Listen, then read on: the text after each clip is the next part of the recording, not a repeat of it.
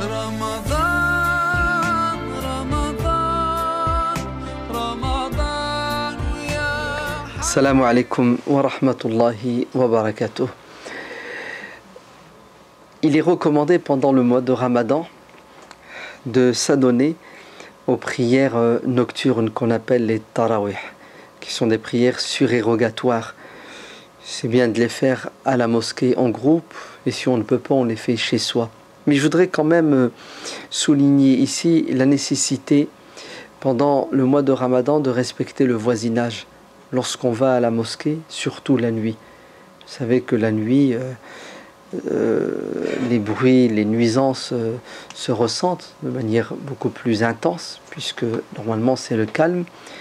Ainsi, beaucoup de musulmans ont tendance à négliger l'impact de ces nuisances la nuit, sous prétexte que on doit aller à la mosquée et puis on ne fait pas de mal. En vérité, si, on fait beaucoup de mal lorsque on sort de la mosquée et qu'on parle sur les trottoirs et qu'on démarre la voiture et qu'on finit une discussion avec un ami alors qu'il est déjà minuit, voire parfois 1h du matin.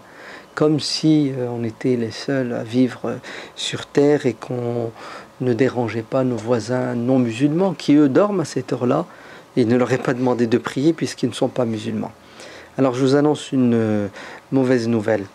Sachez que tout musulman qui ira à la mosquée la nuit pour faire des prières surérogatoires et qui dérangera ses voisins, sachez qu'il annule ses prières, car le péché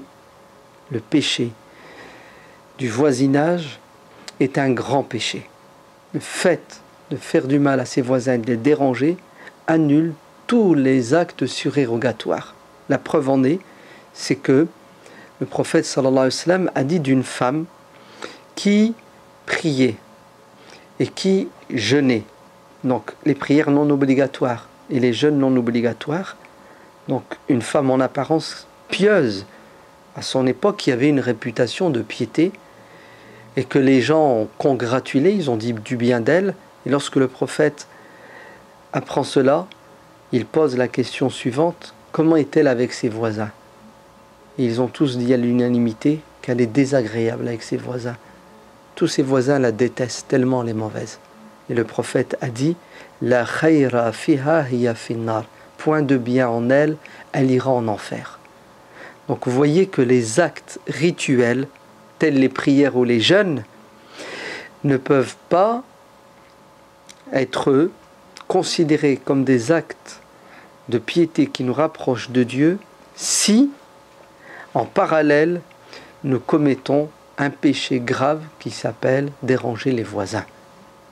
Donc, ne vous trompez pas, la dimension sociale en islam est supérieure à la dimension spirituelle.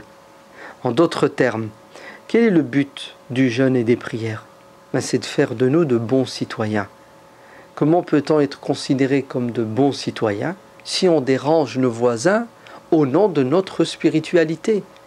Il y a une dimension verticale qui doit nous rapprocher de Dieu et une dimension horizontale qui doit nous rapprocher des créatures de Dieu.